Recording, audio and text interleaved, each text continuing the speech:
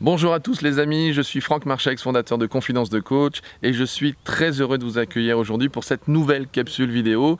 Toujours avec mon ami Mickaël Ferrari, donc grand spécialiste de l'organisation, de la coach en liberté financière. Et il partage aujourd'hui avec nous un enseignement autour de comment faire pour vivre de son coaching en nous proposant une vision de son installation sous forme de 3 phases, ou plutôt que de l'installation, c'est plutôt justement de comment je m'installe jusqu'à comment je fais pour vivre fondamentalement de mon coaching avec 3 phases. Et franchement, suivez les conseils parce que déjà la première phase qu'on vient de voir sur la vidéo précédente, canon. Deuxième phase, vous avez vu quelque chose qui est vraiment efficace. Et là, je crois qu'on va découvrir quelque chose sur cette 3e phase qui est, à mon avis, quelque chose que vous n'allez pas souvent entendre. Donc Mickaël, on va t'écouter. Qu'est-ce que c'est que cette 3e phase ? C'est un peu la phase de l'explosion, quoi. D'accord. C'est tu transcendes d'une certaine manière ton expérience et ce sur quoi tu t'es appuyé. Ça se diffuse et finalement tu ne te définis plus comme ça. Et je pense que ça ouvre encore plus le champ, quoi. Encore plus le champ. D'accord. Ouais. Donc la dernière phase qui est donc l'explosion, le fait de véritablement vivre complètement de son activité, c'est là où du coup tes tarifs peuvent encore plus exploser. Tu montes encore plus tes tarifs. Tu peux être encore peut-être plus précis sur qui tu as envie de travailler. Alors ouais, moi la manière dont je vois les choses c'est effectivement ça, c'est-à-dire que tu vas être beaucoup plus précis sur plus laser, quoi. Avec qui tu veux travailler, ouais. Et en même temps, mais c'est ma vision du monde, hein, précis avec le type de personne, mais en même temps très ouvert sur le type de sujet, par exemple. D'accord. Et c'est comme ça que je le vois. D'accord. C'est-à-dire tu vas dire, moi je travaille. En fait, c'est un petit peu comme si tu redéveloppais les objectifs, mais que tu précisais le type de personnalité. Voilà. D'accord. Voilà. Tu vas être beaucoup plus précis sur dire, moi ce qui me fait envie, ce qui me motive, ce qui m'inspire, c'est ce type de client. D'accord. Ah ouais, d'accord, ok. Et à la limite, peu importe ce que je fais avec lui. Oui, voilà. Mais ça va être quelque chose autour de l'aider à atteindre quelque chose de grand ou de très intéressant. C'est-à-dire qu'en fait, on va à nouveau sortir presque de notre propre compétence pour vraiment s'intéresser au développement du client, quoi. Oui. Véritablement en mode coach véritable. Voilà, en mode coach véritable, c'est je m'oublie.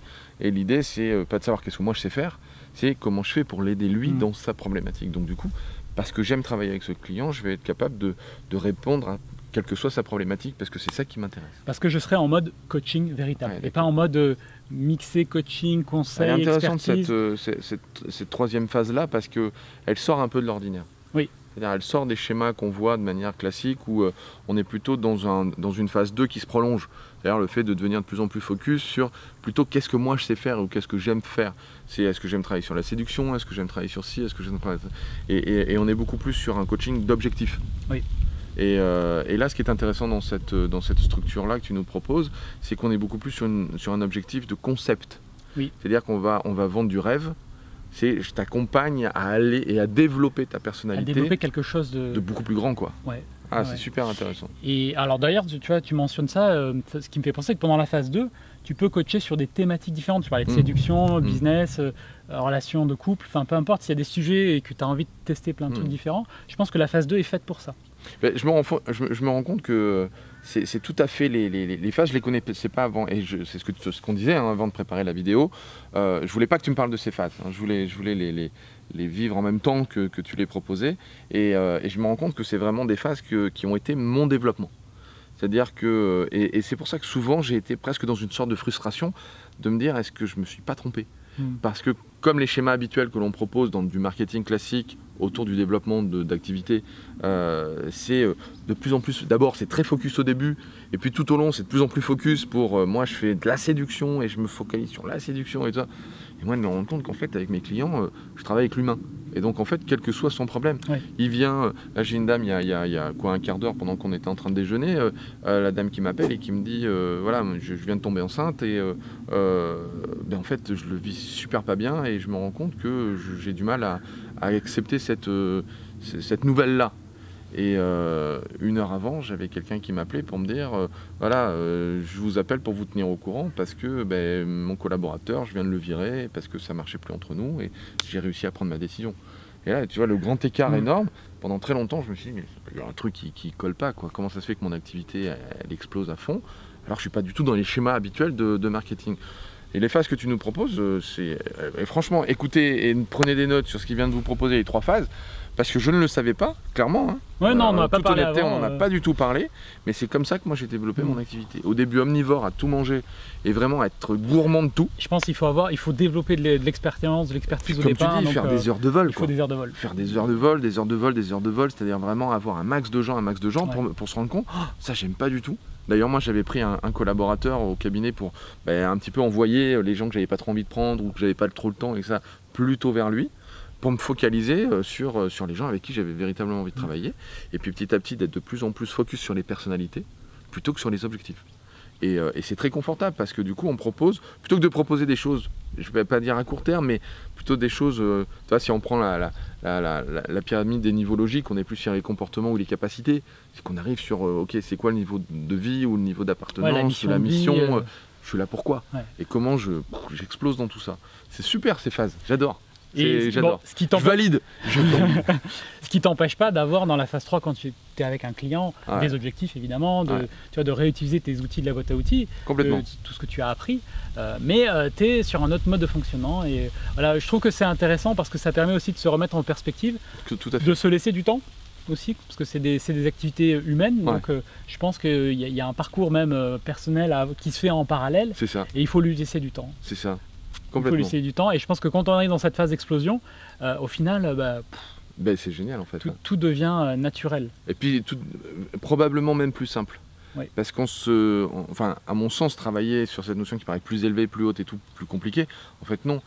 Comme on est dans du conceptuel, j'ai le sentiment que c'est presque plus facile. Je pense que c'est plus facile parce que tu es passé par ces premières phases et que c'est possible. Mais en tant que coach, ça demande aussi d'être probablement à un autre niveau aussi. Voilà, probablement à un autre niveau, effectivement. Et tu vois, je pense que ça serait pas cohérent d'être dans cette troisième phase quand tu démarres. Quand tu démarres, oui, complètement. Parce que ça sera basé sur rien. Et pourtant, c'est ce qu'on propose. Je vois beaucoup quand même d'accompagnement où c'est ce type de choses qu'on propose. C'est tout de suite penser à ce niveau d'être. Et pour beaucoup de coachs, ils y sont tellement pas eux-mêmes.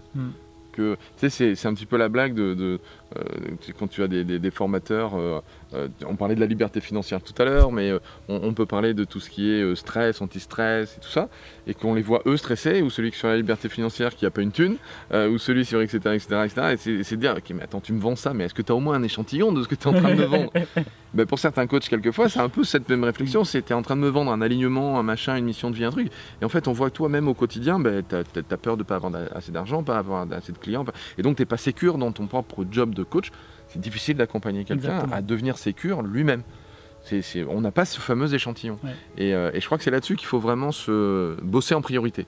C'est pour ça que ce côté omnivore, il est intéressant, parce que même là, j'allais dire, alors tu disais tout à l'heure, même si on ne se fait pas payer, c'est vrai que moi, je suis beaucoup plus, quand j'aide un coach à se lancer, je suis beaucoup plus exigeant par rapport à ça, en disant, tu travailles, c'est pas l'homme qu'on paye, c'est la technique. Donc, tu viens d'aider quelqu'un, c'est normal qu'il soit payé. Après, peu importe le prix, peu importe en quoi, le troc existe, etc. Son comptable, on peut faire un échange, tu me fais ma compta, je te coach, etc. Là, je connais plein de coachs qui l'ont fait, ça marche très bien, mais il y a un troc. Il y a un échange de valeur. C'est une valeur, tu vois, parce que sinon ça perd de la valeur de se dire je te coach, mais en fait tu ne me payes pas du tout. Ça perd quand même de la valeur, c'est que ça veut dire que ça vaut rien ce qu'on vient de faire. Si on échange, il n'y a rien. Donc soyez vigilants par rapport à ça, c'est le petit bémol que je voulais mettre par rapport au tout début de la vidéo. Voilà. Coachez, faites omnivore, mangez de tout, entraînez-vous sur plein de choses, ça me paraît être un conseil extra. Mais faites-vous payer, d'une manière ou d'une autre, faites-vous payer la valeur que ça vous correspond. Après vous pouvez vous mettre d'accord avec la personne en disant écoute, tu me paieras ce que tu sembles que ça vaut. Ça peut être aussi un deal, pourquoi pas. Si tu me payes pas, c'est que tu penses que ça vaut rien. Mais maintenant, on revient pas dans 15 jours pour me demander à nouveau de te coacher, parce que sinon, c'est pas cohérent. D'accord? Là aussi, il faut être carré, d'accord? Mais super conseil. Alors, 3 phases. Prenez des notes, regardez la vidéo, elle est un tout petit peu longue par rapport à d'habitude. Merci, nickel. Ciao, ciao.